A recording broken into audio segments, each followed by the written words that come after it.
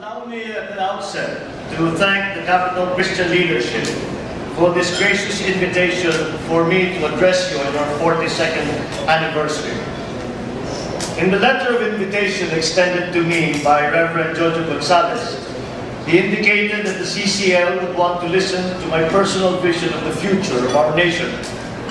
As one seeking election to the office of a senator, perhaps he was asking me to share my vision as to the program of government, the set of priorities, and the list of key projects that I intend to support and promote if elected.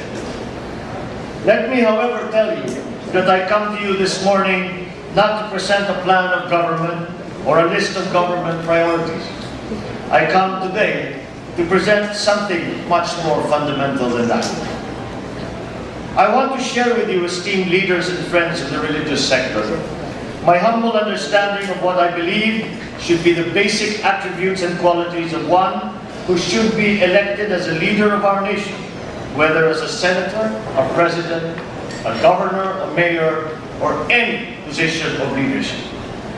These attributes determine the character of a leader, and that character in turn determines the kind of leadership, the degree of dedication and commitment, and the quality of service that the nation may expect from that leader.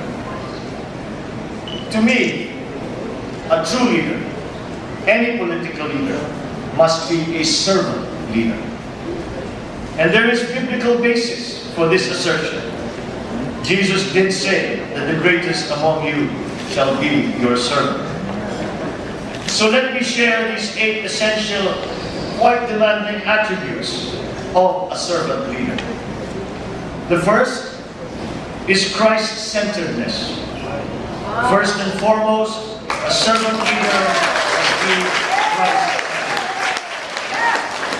I'm sure you all know what I mean when I say Christ-centered.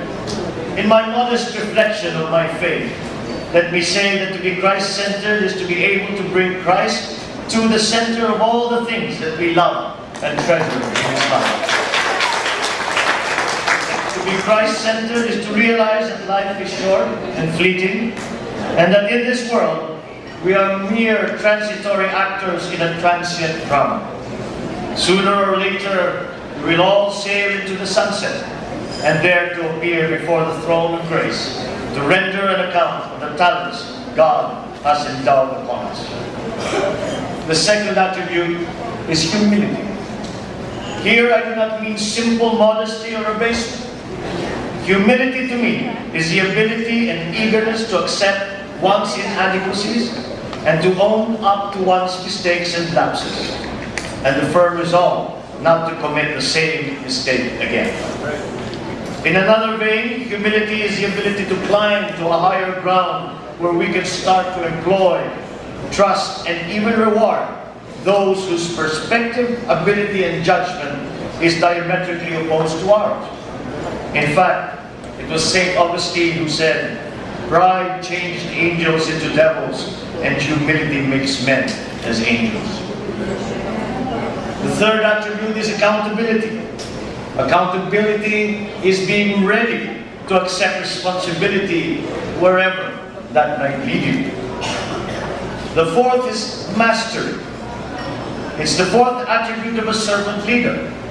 And by mastery, we do not mean perfection, for there is only one who is perfect, and that is God alone.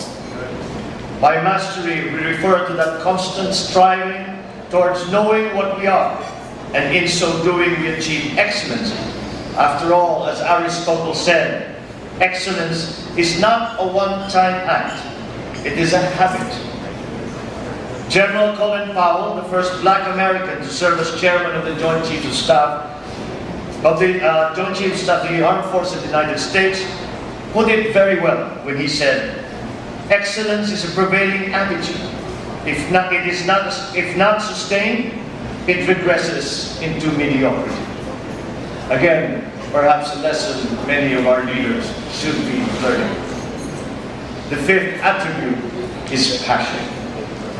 It is important that the servant leader must have passion in the things that he does.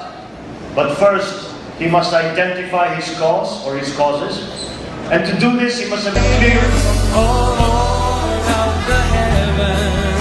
The Philippines is for Christ. The Philippines is for